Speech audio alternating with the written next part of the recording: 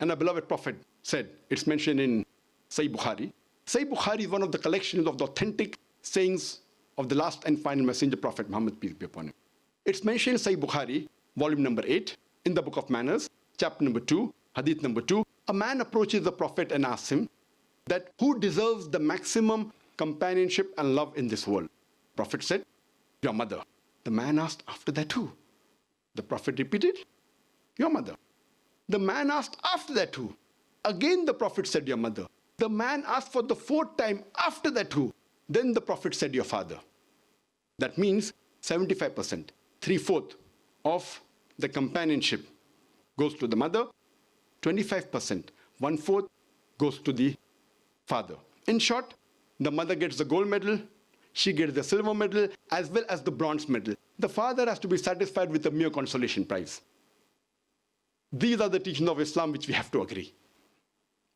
And if we analyze, Islam gave economic rights to women 1300 years before the Western world. 1400 years ago, Islam gave right to any adult Muslim woman to own or disown the property without the permission of anyone else. The first time the Western world gave right for a woman to own or disown property was in 1870s under the Married Women Property Act, which said that a married woman, adult, can own or disown the property without the permission of the husband. And this act was later revised. Islam gave economic rights to women 1300 years before the Western world.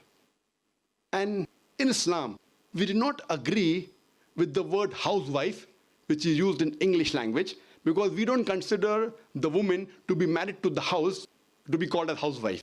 We prefer calling her as homemaker, the person who makes the home, the person who builds the home. Though we see that there are many misconceptions, and many people think that men and women in Islam are not equal. In fact, in Islam, men and women are equal. But equality does not mean identicality. They're equal, but they are not identical.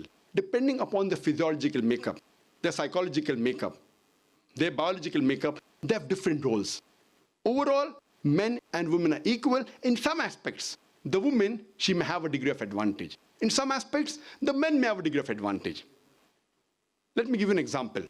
If there are two students in a class, student A and B, both of them, they come out first in examination. Both get 80 out of 100. When we analyze the answer sheet, there are 10 questions which have 10 answers, each carrying 10 marks. In answer to question number 1, student A gets 9 out of 10. Student B gets 9 out of 10.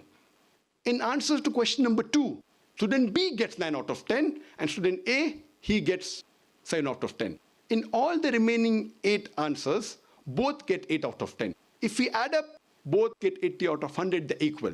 But in answer number 1, the student A has a degree of advantage. In answer number 2, student B has a degree of advantage. In the other aspects, both are equal. And overall also they're equal. In the same way, men and women in Islam are equal. In some aspects, the men have a degree of advantage. In some aspects, the women have a degree of advantage. For example, if a robber, if a thief enters my house, I will not say, I believe in women liberalization. I will not ask my wife or my daughter to go and fight. Since God has given me more strength, it is my duty to fight. As the Quran says in Surah Nisa chapter 4 verse 34, that God has given more strength to men. It is his duty to protect the woman. So in strength, the men have a degree of advantage. And the other example I gave earlier, that where companionship of the children is concerned for the parents, the women have 3 times more companionship as compared to men. The mother has 3 times more companionship as compared to father. So here, the women have a degree of advantage. So as I said earlier, men and women in Islam are equal. In some aspects, the women have a degree of advantage. In some aspect, the men have a degree of advantage.